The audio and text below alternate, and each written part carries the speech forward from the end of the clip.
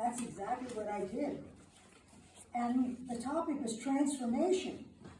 And the whole thing sounds great until you start looking at the process and looking at the specifics of the process. You know what I mean?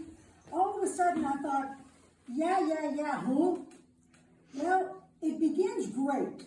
Transformation begins when we ask Jesus to come into our hearts and dwell. Now we have the divine nature of God in our human package.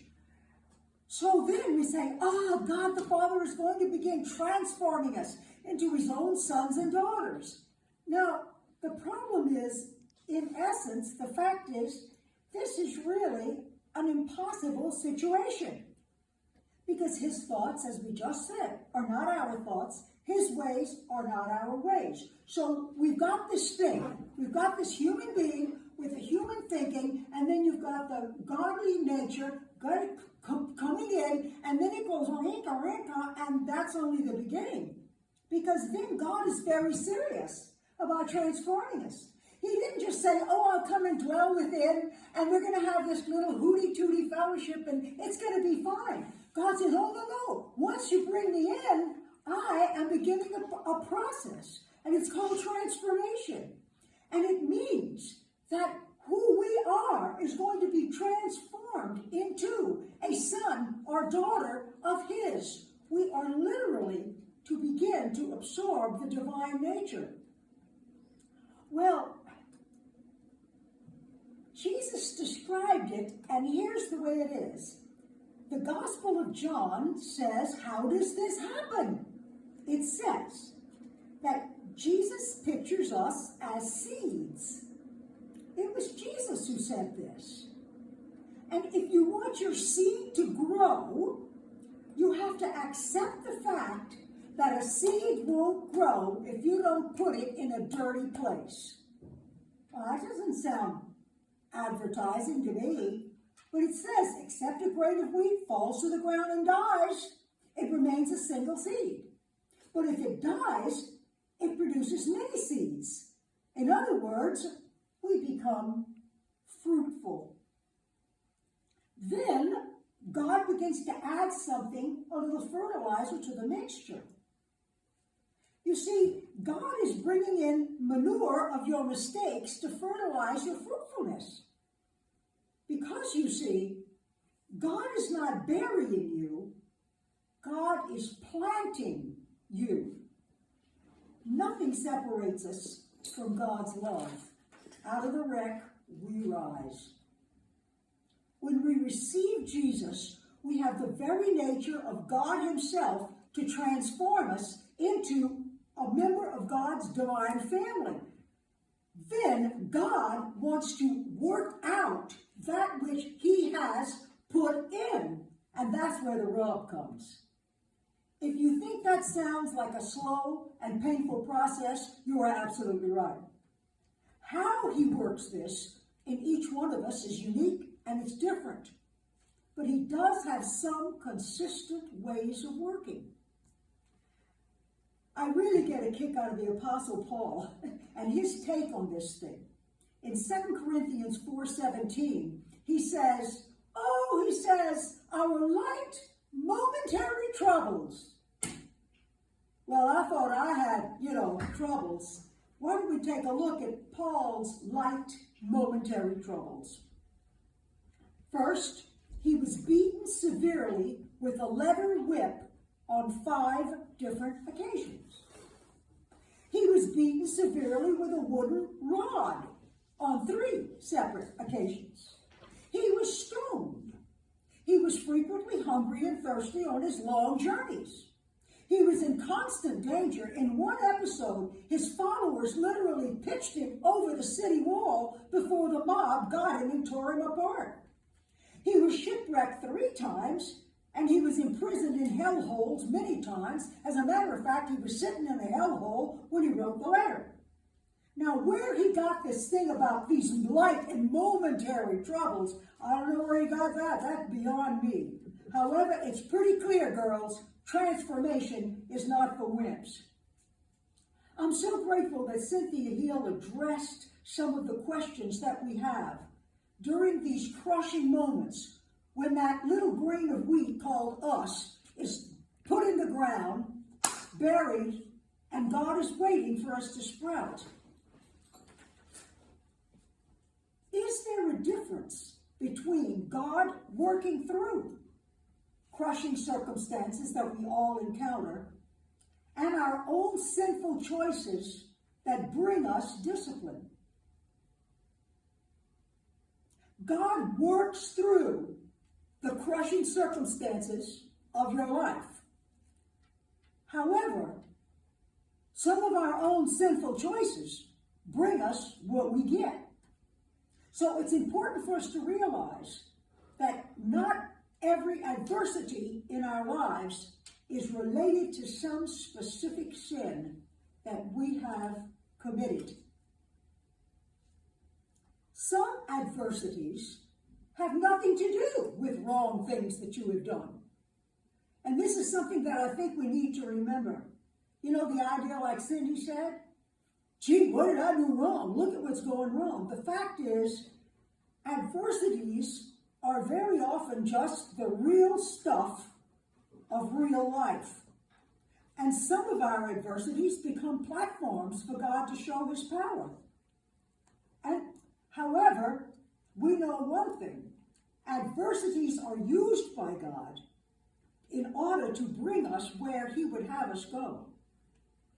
Now, we do know that all things work together for good for those who love God and those who are according to his purpose. But rarely do we get the understanding that we crave in the middle of our adversities. In the previous chapter on the sovereignty of God, Cynthia Heald asked, if God is truly sovereign, why is the world like it is today?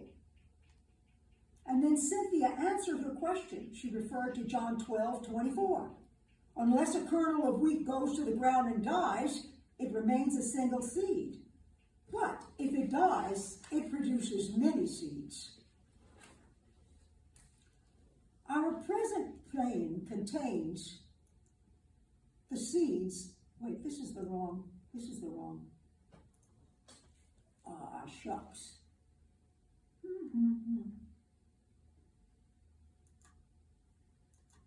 Now I don't know how to get back where I was. Well, you know what? We're just gonna.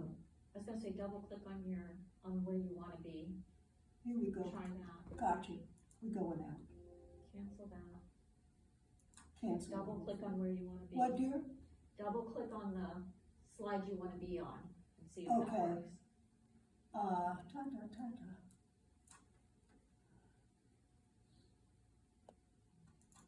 All right. And we'll go to slideshow. Okay. Some of our adversities actually become platforms for God to show us his power. And so when we go into a period of suffering, one of the first things we do is try to understand it, right? Oh, how did this come? Well, what did I do? Well, did I take the wrong pill? Should I have more vitamin D?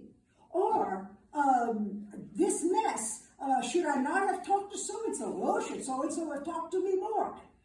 But the fact is, we're trying to understand everything, but that's really, it's beyond us. And some of our adversities, look, I'm sorry, girls, it's just plain old real life. And so to think that if somehow we understand it, bisected and everything, some things are just plain old life. And some adversities are platforms for God to show us his power. So then what is the difference? Our perspective can lead to very different outcomes in our lives.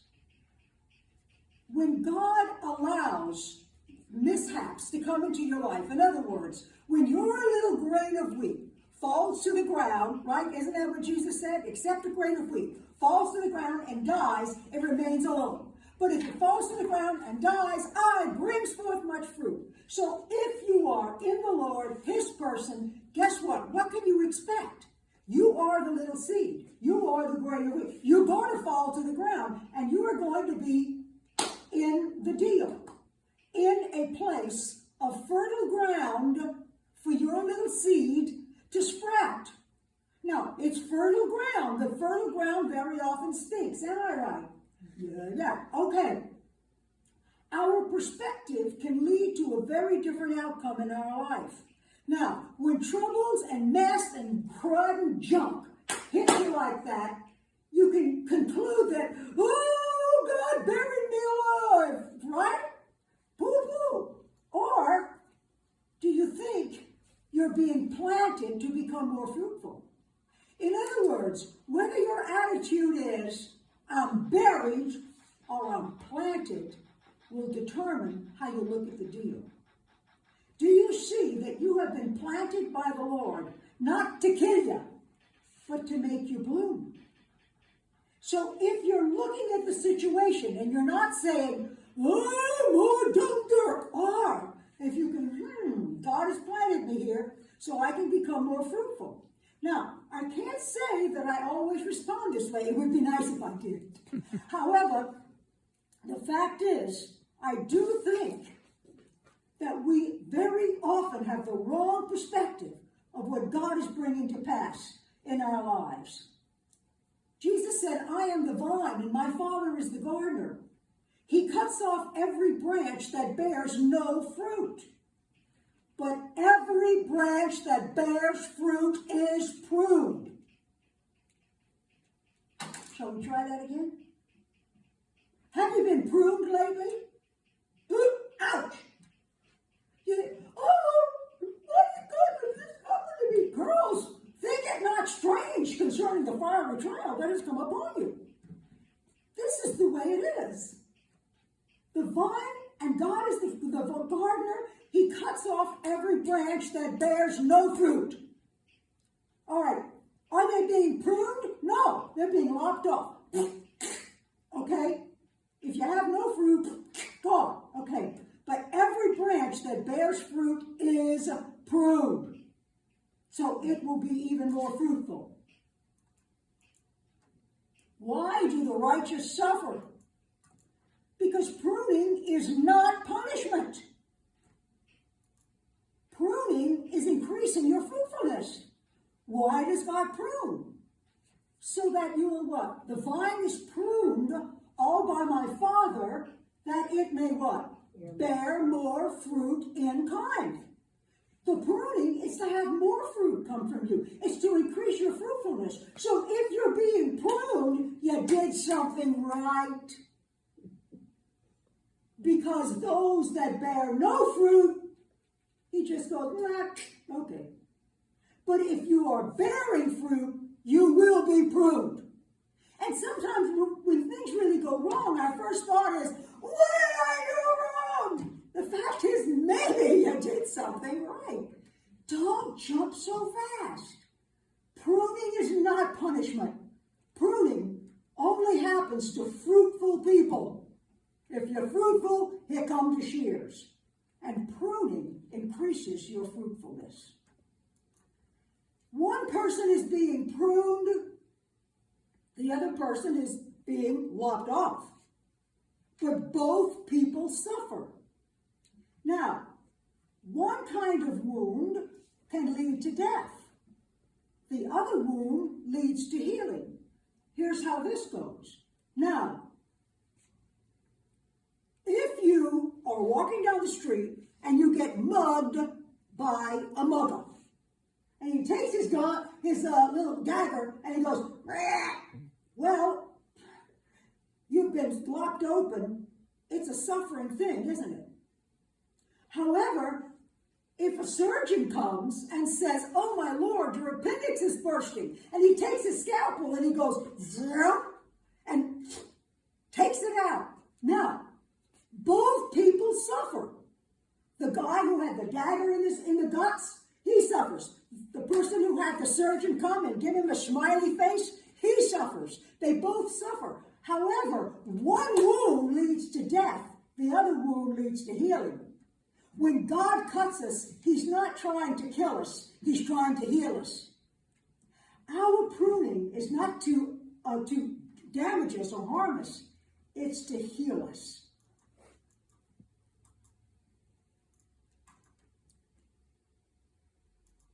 I think that the idea of God's pruning in our lives and God's hand using adversities to shape us is something that is not exactly terribly popular, certainly not with me. And so we really avoid the idea of the surgeon coming to do a little surgery to get us together here.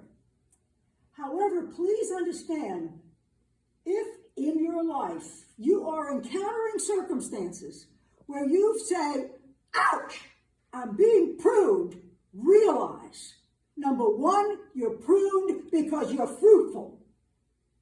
God only prunes. The vine is pruned if it's fruitful. Number two, you are only pruned to increase the productivity of your life in the kingdom of God. God is not here to hurt us, he's here to help us. Please understand, the adversities of God are some of the most wonderful things that can happen.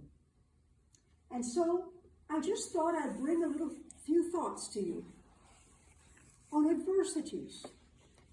I hope you liked it. God bless.